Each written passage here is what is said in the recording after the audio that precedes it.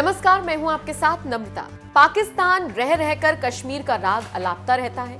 वो ये काम तो पिछले कई सालों से कर रहा है, लेकिन जब से पीएम मोदी ने कश्मीर से 370 की विदाई की है, तब से कश्मीर के लिए पाकिस्तानी कुछ ज्यादा ही उछलकूद मचा रहे हैं। खासकर पाकिस्तान के पूर्व क्रिकेटर शाहिद अफरीदी को रह रहकर कश्मीर की बेवजह चिंता सताने लगी है। इस बार भी जैसे ही 5 फरवरी आई, शाहिद अफरीदी आ गए कश्मीर पर विलाप करने और कहने लगे कि हमें कश्मीर सॉलिडेरिटी डे पर एकजुट होकर कश्मीर की आजादी का समर्थन करना चाहिए और हम ऐसा करते भी हैं। शाहिद अफरीदी के इस बयान पर कश्मीर के ही एजाज हुसैन ने उन्हें जबरदस्त लताड़ लगाई है। दरअसल हर साल 5 फरवरी को पाकिस्तान में कश्मीर सॉलिडेरिटी डे यानी कि कश्मीर की एकजुटता का दिन इसके तौर पर इसको मनाया जाता है। इस दिन तमाम पाकिस्तानी कश्मीर की कथित आजादी के लिए समर्थन देते हैं और आवाज उठाते हैं। यही वजह है कि पाकिस्तानी क्रिकेट टीम के पूर्व कप्तान शाहिद अफरीदी ने एक दिन पहले ही ट्वीट कर कहा, हमें कश्मीर के लोगों की बहादुरी और वीरता और मजबूती से प्रेरणा लेने की जरूरत है। ये लोग अपनी जमीन के लिए लड़ते हुए जुल्म का शिकार हुए हैं। मैं कश्मीर सॉलिडेरिटी डे पर अपने भाइयों और बहनों के साथ एकजुट होकर खड़ा हूं और उनकी आजादी का समर्थन करता हूं। शाहिद अफरीदी के इस ट्वीट पर भड़के कश्मीर के बीजेपी नेता एजाज हुसैन ने उन्हें नसीहत देते हुए कहा है कि पाकिस्तान को कश्मीर सॉलिडेरिटी डे नहीं, कश्मीर एट्रोसिटीज डे मनाना चाहिए। उन्होंने लिखा, आपको कश्मीर सॉलिडेरिटी डे को कश्मीर पर पाकिस्तान के अत्याचार दिवस के तौर पर मनाना चाहिए, क्योंकि आप लोगों की नीतियों और अतिवाद की वजह से ही कश्मीर में अभी भी खून बह रहा है। कश्मीर के युवाओं को हमारे ही देश के खिलाफ मोहरे के तौर पर इस्तेमाल नहीं किया जा सकता। कश्मीर में ही रह रहे पुलिस अफसर प्रणव महाजन ने भी शाहिद अफरीदी को लताड़ लगाते हुए कहा, आप इसी तरह मजाक करते रहिए। कश्मीर के लिए शाहिद अफरीदी पहले भी घड़ियाली आंसू बहाते रहे हैं। एक वायरल वीडियो में शाहिद अफरीदी ने कहा था, वैसे तो मोदी बहुत दिलेर बनने की कोशिश करते हैं, लेकिन हैं डरपोक आदमी। इतने छोटे से कश्मीर के लिए उन्होंने 7 लाख की फौज जमा की है, जबकि पाकिस्तान की कुल फौज 7 लाख की है, लेकिन उन्हें यह नहीं पता कि उनके पीछे 22-23 करोड़ की फौज खड़ी है। छोटी सी बात करूंगा आप लोगों से। मैं हमेशा जो कश्मीर की बात करता हूं, कश्मीर की बात इसलिए करता हूं क्योंकि मेरे खून में है।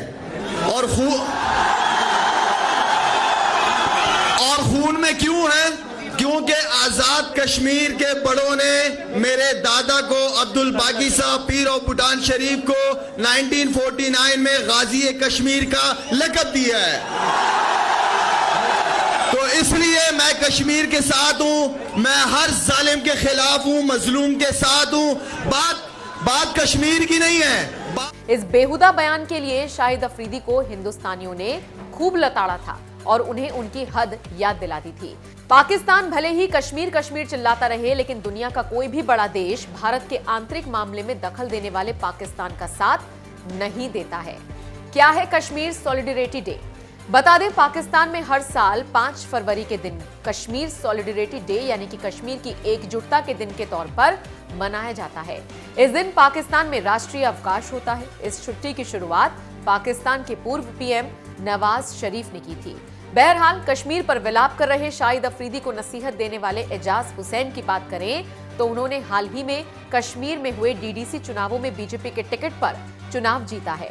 भारत और पीएम मोदी के बारे में वो क्या सोचते हैं, आइए आपको सुनवाते हैं। मैं हूं आपके साथ नम्रता शर्मा। अगर आप राजनीति की थोड़ी बहुत भी समझ रखते हैं तो हाल ही में जो कश्मीर में डीडीसी के चुनाव हुए हैं, उसमें जिस तरीके से बीजेपी को फतेह मिली है, वो आपको बखूबी याद होगी। और वो फतेह दिलाने वाले कोई और नहीं बल्कि एजाज हुसैन है, और वो हमारे साथ आज मौजूद है। बहुत बहुत स्वागत है आपका। बहुत बहुत धन्यवाद। दिल्ली की कड़कड़ाती ठंड के बीच एक खास मकसद से आप यहाँ पर आए हैं, तो वो मकसद ऑलमोस्ट पूरा हो चुका है। वो एक्सपीरियंस कैसा रहा, पहले तो वो बताइए। बहुत अच्छा लगा। जब पहले क्या होता था, जब कश्मीर की बात उठती थी तो जो एंटी नेशनल्स की है उनकी बात उठती थी। आज मुझे खुशी है कि आज राष्ट्रवादी लोग आगे मंच पे आ रहे हैं और अपने लोगों को रूबरू हो रहे हैं, तो इसके लिए बहुत अच्छा लगा और सबका धन्यवाद करता हूँ।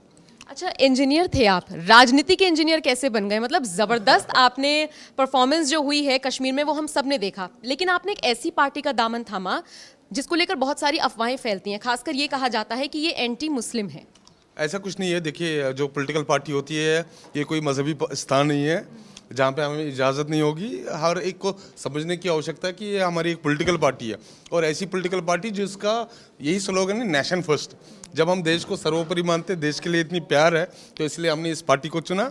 और मैं चाहता हूँ ये जो पार्टी है कश्मीर के हर एक कोने में आगे और ग्रो करती रहे, ताकि जो राष्ट्रवादियों की जो सोच है, जो राष्ट्रवादी विचारधारा है, जिस तरीके से हमारे प्रधानमंत्री जी काम कर रहे हैं, मैं ये बोलता हूँ कि आज कोई फर्द नहीं होगा कश्मीर में जिसको कोई लाभ नहीं मिला होगा। तो मैं ये समझता हूँ ये एक अच्छी पहल है, और आने वाले समय में आप देखेंगे ये जो आज भारतीय जनता पार्टी का कमल खिला है, इसको हम मजबूती के साथ और खड़ा करेंगे, ताकि आने वाले समय में जब कश्मीर की बात हो उसमें राष्ट्रवादी की बात हो।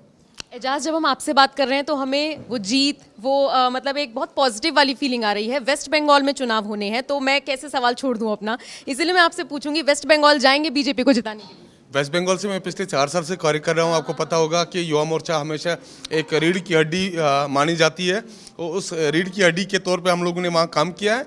हाँ, जहाँ पार्टी जो भी पार्टी की जिम्मेदारी होगी उसको हम लोग, मैं तो बोलता हूँ मैं पार्टी का एक सोल्जर हूँ, जिस रोड पे जिस कक्ष पे खड़ा करेंगे वहाँ हम लोग बखूबी अपनी जिम्मेदारी निभाएंगे। अच्छा, पीएम मोदी जिस तरीके से आगे अपनी नीतियों को लेकर आ रहे हैं, उनकी तारीफें की जाती हैं, ये हम भी पढ़ते हैं, सुनते हैं, हम देखते भी हैं क्योंकि हम मीडिया से हैं। लेकिन फिर बहुत सारा ऐसा विपक्ष भी है जो उन पर आरोप लगाता है, उनको एंटी मुस्लिम बोलता है। इन सब के बीच आप चूंकि बीजेपी से जुड़े हुए हैं, कितना फर्क पाते हैं खुद as a citizen of Kashmir जुड़कर? देखिए, आपको खुद समझना चाहिए, जब हमारी वोटिंग हुई थी वहाँ पे 64% हमारी वोटिंग हुई थी, और 64% में 50% वोट भारतीय जनता पार्टी को मिलना, ये अपने आप में एक मैसेज है, सिग्नल है कि कश्मीर के लोग क्या चाहते हैं। कश्मीर के लोगों को इससे मतलब नहीं कि धारा 370 गया कि नहीं गया, ये तो वहाँ की पॉलिटिकल पार्टीज़ को एक हिसाब से उसका फ़ायदा हो रहा था। तो मैं ये समझता हूँ कि हमारी जो सेंट्रल गवर्नमेंट है उसको भी समझना चाहिए कि वहाँ की लोगों की पल्स क्या है। इस पल्स को हम लोग और बढ़ाएंगे, और मैं समझता हूँ आने वाले टाइम में आप देखेंगे, अभी तो आवाज़ स्टार्ट हुई है, आने वाले टाइम में ये जनसलाब के रूप में आगे आ जाएगी। राम मंदिर जाएंगे?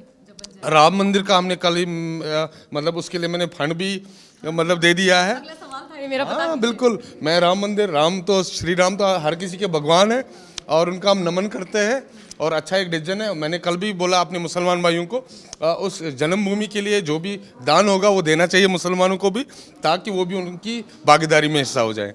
आखिरी सवाल बस यही पूछूंगी, कश्मीर का युवा क्या चाहता है प्रधानमंत्री मोदी से? बस यही चाहता है, यही अपेक्षा है कि उनको मान सम्मान मिलना चाहिए, उनकी सुनी जानी चाहिए, और जो अनएम्प्लॉयमेंट बढ़ी है, आप देखिए ना, मैं पहले भी बोल चुका हूँ, जम्मू कश्मीर एक ऐसा राज्य होगा जो एवरेज जो हमारी अनएम्प्लॉयमेंट रेट है वो 34% के करीब है पूरे देश भर में, लेकिन एक अपना जम्मू कश्मीर है जहाँ 70% है। मैं चाहता हूँ वहाँ पे एवेन्यूज़, अपॉर्चुनिटीज़ खुलने चाहिए, ताकि वहाँ पे भी लोग खुल के जिए और आने वाले समय में अपने देश का नाम रोशन करें। वैसे बस लास्ट सवाल इसलिए क्योंकि लास्ट तो मेरा पहला वाला सवाल था, लेकिन देखिए थोड़ा सा समय की कमी है, किसान आंदोलन इस वक्त चरम पर है, कोई मतलब कंट्रोवर्शियल स्टेटमेंट नहीं, बस ये पूछना चाहूंगी, जिस तरीके से कुछ चीज़ें हैं जो भ्रामक फैलाई जा रही हैं, कुछ चीज़ें हैं जो सच में बुनियादी पर हैं, आप किस तरीके से देखते हैं किसान आंदोलन को, या फिर उनको जो लोग भड़का रहे हैं, अगर मैं ये वर्ड यूज़ करूं, तो आप किस तरीके से देखते हैं और क्या कहना चाहेंगे? देखिए, प्रोटेस्ट करना डेमोक्रेटिक राइट है, बट उतना ही प्रोटेस्ट करें जिसमें देश का मान सम्मान मिले। अपने तिरंगे को अपमान करना, ये मुझे नहीं लगता ये कोई ऐसा, और उस अवसर पर जहाँ पूरे वर्ल्ड की निगाहें हमारे देश के ऊपर थी, ये बहुत ही बड़ा दुर्भाग्य है। मैं बोलता हूं कि हमारे प्रधानमंत्री जी, हमारी पार्टी हर किसी को सुनने के लिए तैयार है। जब ऑलरेडी उन्होंने बोला है कि 18 महीने तक हम लोग डेफर करेंगे और कमेटी होगी, कमेटी के रिपोर्ट के आधार पर आगे कार्रवाई होगी, तो उनको ये चीज़ का सम्मान करना चाहिए, और मैं बोलता हूँ अपने तिरंगे का सम्मान करना चाहिए। बहुत बहुत शुक्रिया हमसे जुड़ने के लिए।